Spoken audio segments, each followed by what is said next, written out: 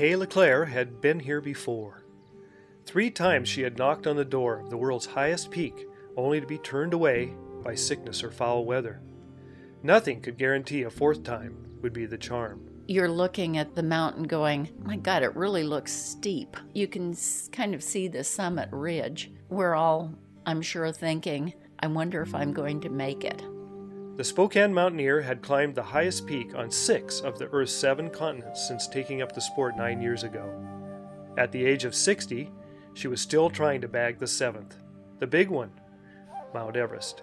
The nurse and former competitive ballroom dancer had trained her body to a peak of fitness before heading to Nepal in April. The week-long trek in was a breeze, up through several life zones to barren landscapes of rock and ice at the Mount Everest base camp.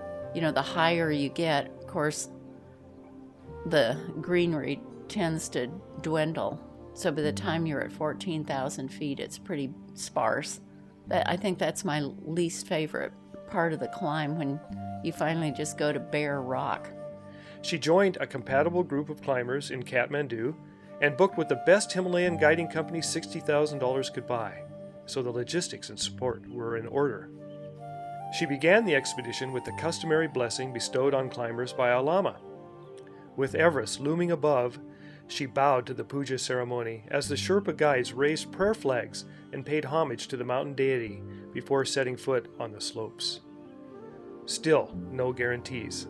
Then you've had the experience, of course, once you get to base camp, of hearing all the avalanches and things are constantly moving in the ice fall. I mean, it's really like playing Russian roulette. I mean, you never know when an avalanche might just wipe you all out. Everest does not welcome climbers with open arms. Mere mortals must yo-yo up and down the mountain for weeks, each time going higher to gradually train their bodies to being oxygen-starved. Sometimes you'll just wake up because you're so short of breath and you're almost panic-stricken.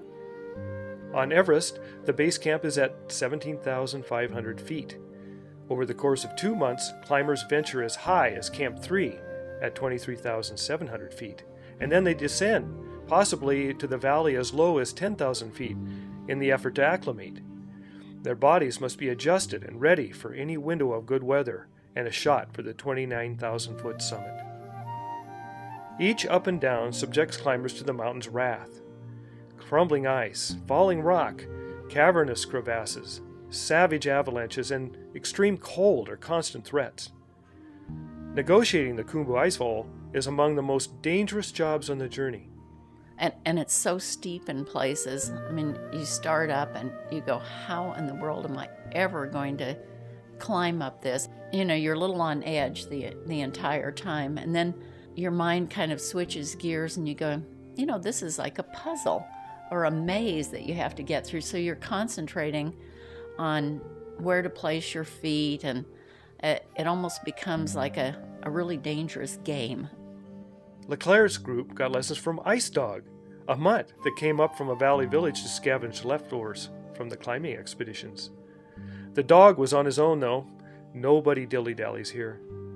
A Sherpa was killed in an avalanche above the icefall a day before LeClaire traversed the same area. The next big challenge is the Lhotse Face, a steep wall of ice.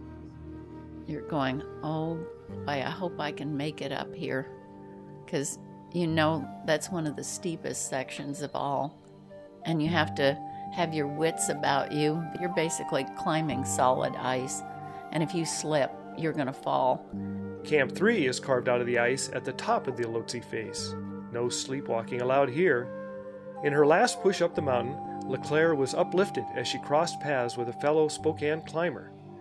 66-year-old Dawes Eddy was coming down from the summit, and he flashed her a big grin. If an old man could do it, so could an old lady, she thought. After more than 8 weeks on Everest's shoulder, the guides rousted LeClaire from a fitful sleep at Camp 4, where she was crammed in a tent with 2 other climbers. The elevation was a light-headed 26,300 feet. All I could hear was my own breathing.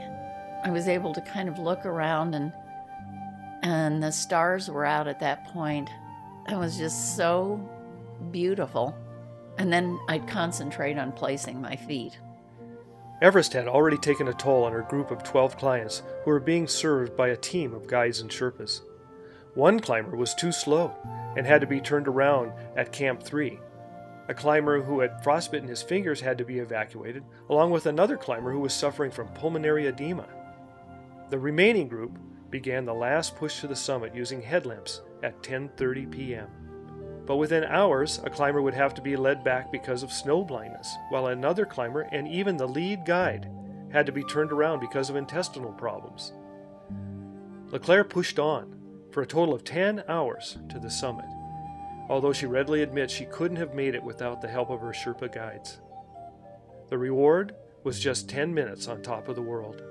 Then suddenly through the mist, I could see prayer flags just all over the ground. I mean, nothing stays up for long. It all gets flattened. I knew I was there. And it was just Lakpa, the Sirdar, and my Sherpa, who was down on his knees, of course, thanking Chomolungma for letting us arrive safely and for him doing his 17th summit. I was just ecstatic. I mean, I kind of fell to my knees as well, doing a little thank you to Chomolungma. Then knew I'd have to turn around and go all the way down, which is usually the most difficult part, because you're exhausted, you're elated, but then you realize how tired you are.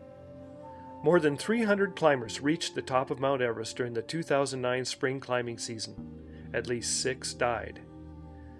Dawes Eddy became the second oldest U.S. man to climb the peak.